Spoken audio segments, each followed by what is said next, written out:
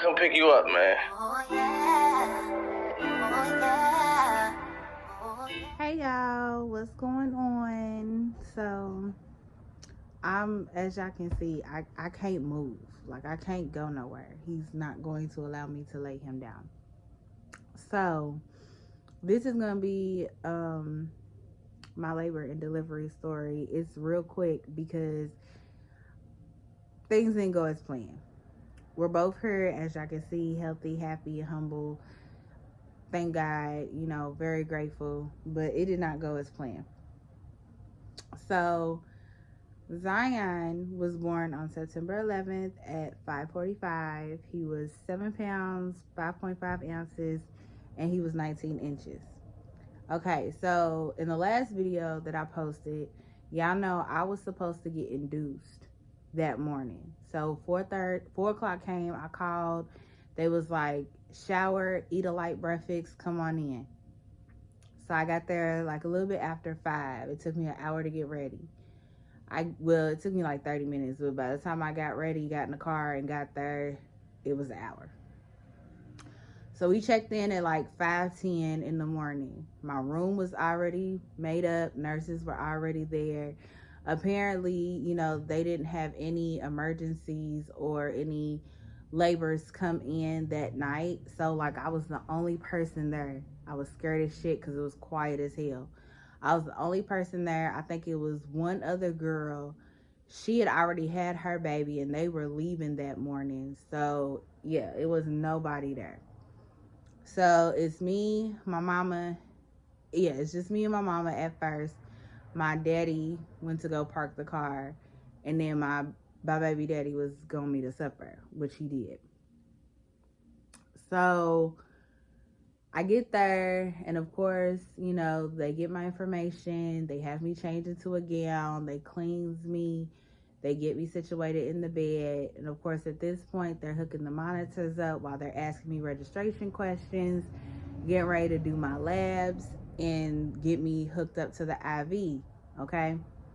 That took about, I want to say, 2 hours. So at this point, it's going on 7 o'clock. They didn't give me my first round of medication for the induction until 9 o'clock. So yeah, 9 o'clock. At that point, I can't eat or drink nothing. I can only have ginger ale water, Jello, chicken broth. Like, that's it. So I'm like, okay.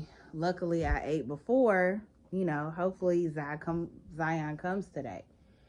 Well, they was like, looking at your cervix, it's looking like it's going to be about 24 hours. It may be, tomorrow morning, tomorrow evening, Tuesday before you have him.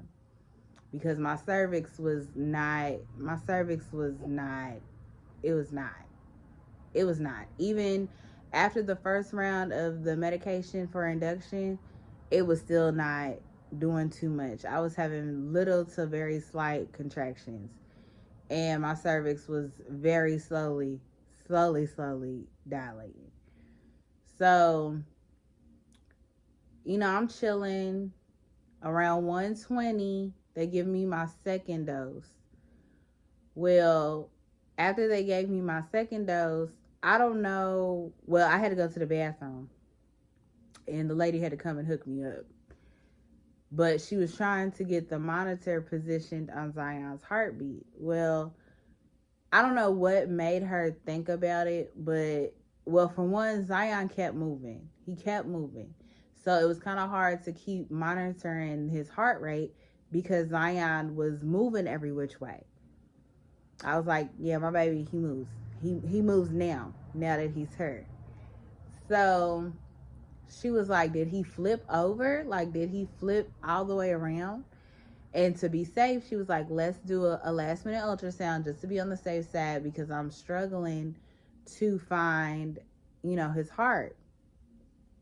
Well, we ended up finding it. It was like really, really low. Like, Zion's head was down. Like, his head was really, really down there. But he kept moving. I don't know what my child was doing, but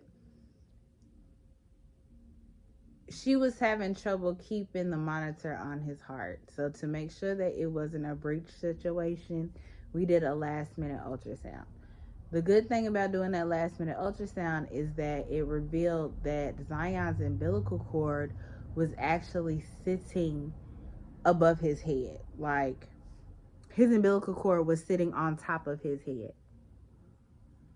And it was sitting on top of his head, and it was coming down past his neck.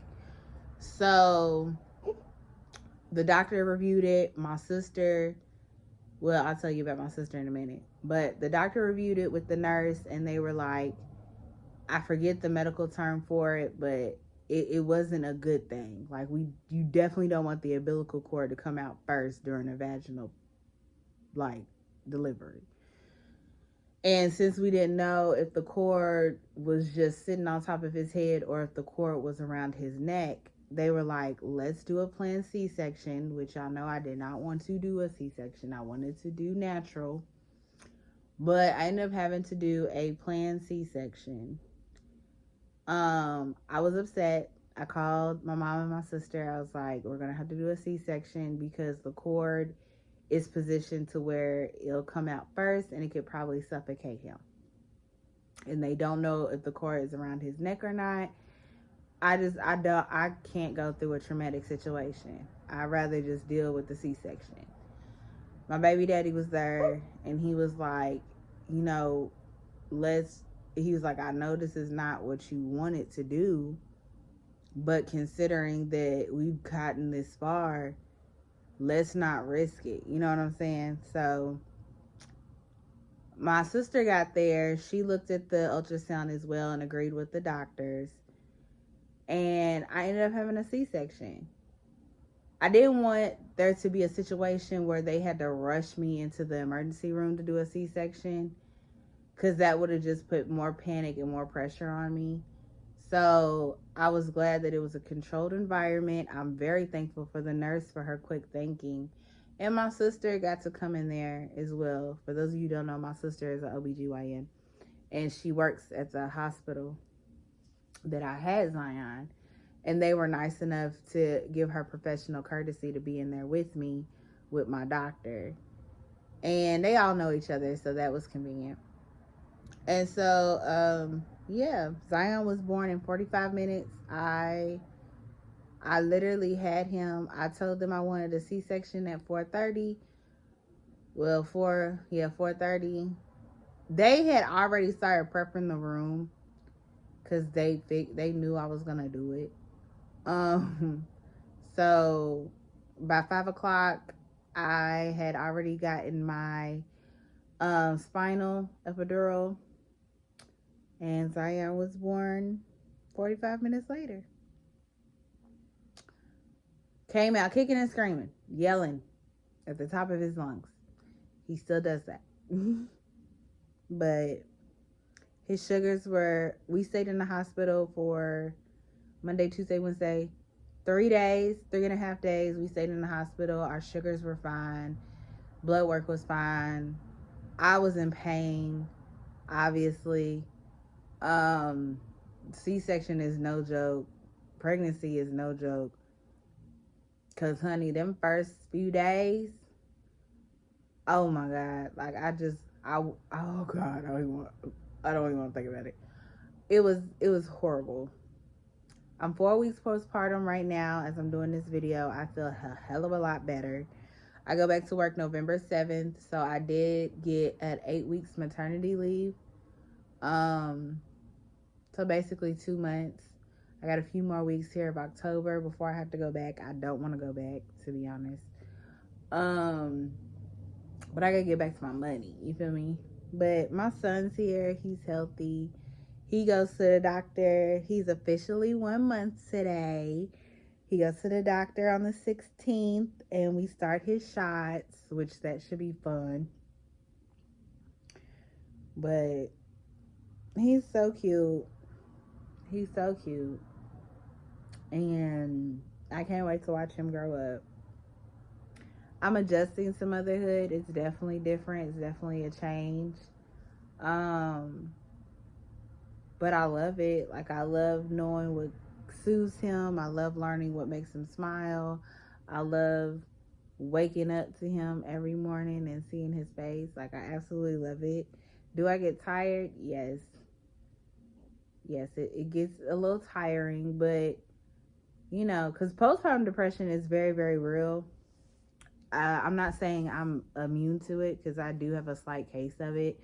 Some days are better than others, some nights are better than others, but it's not too bad. You know, most of the time, within a few minutes, I can snap myself out of it.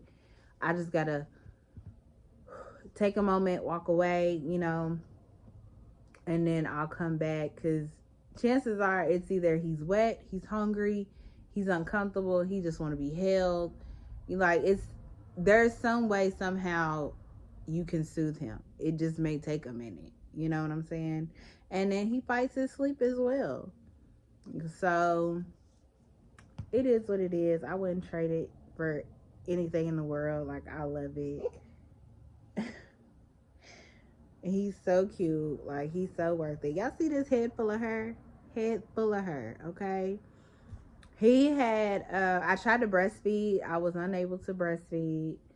My boobs got super engorged. Like, milk was not coming out. It was coming out, but it wasn't coming out. And then eventually I just stopped trying. Like, I think I tried for 2.5 weeks to breastfeed. And when we went to his first appointment, you know, I was trying, but my boobs were hurting so bad. And it was like milk was not coming out good enough. And then I lost my breast pump, so I couldn't pump. It was a lot. It got lost in the boxes over here at the house. And then I was just like, well, fuck it. I done started him on formula at this point, and he seems to like it. I didn't want to do formula because, you know, they say formula expands their stomachs way more than breastfeeding does. But, I mean, if you do it right and you don't overfeed him, you should be fine. I really didn't want to do formula, but I was a formula baby. I turned out okay. But, yeah, he's asleep right now. When he wakes up, I am going to have to feed him. But I just changed him, and he really didn't take his afternoon nap for real. So I guess this is what he's doing. It's really hard for me to step away from him, because if you notice that I am not holding him, he will wake up. We will slowly transition to the crib. Bassinet was a fail. I use it as a changer. And then I got this pillow, which I'll show y'all real quick. Y'all see this pillow? This is what he sleeps in if he doesn't sleep on me. It's deep enough to where he can lay flat, but he don't like laying all the way flat. And honestly, when I feed him, even after I burp him, I don't want him laying flat on his back. I don't lay flat after I eat. Hello? And then you can also use this for breastfeeding if you're breastfeeding. You can also use it for tummy time, which we do a lot of. And I let him sleep in this. Like, it works for him. So, yeah. I'm going to try to put him in there now. But I just wanted to kind of tell y'all, I didn't have time to get footage. Like, I was so nervous, y'all, and I was so anxious. And then once the whole C-section thing came about, I was so, in my mind, I was like, damn, I don't want to go through it. But at the same time, I was like, what if his umbilical cord is around his neck right now? Like, my baby could be uncomfortable right now, you know? So I was like, hey, this whole entire pregnancy, I have really put my pride to the side and put me to the side. I have been the most selflessness. I have been so unselfish. You feel me? Like, every decision that I made this entire pregnancy was for him, and he's here. He's here, and he's okay. So, I'm happy. But yeah. I just wanted to share that with you guys. If you guys have any questions, y'all can leave them in the comment section. I'll be happy to answer. But I'm going to get off of here, and I'll see you on future videos. Hit that bell, subscribe, comment, rate, and share, or follow me on social media.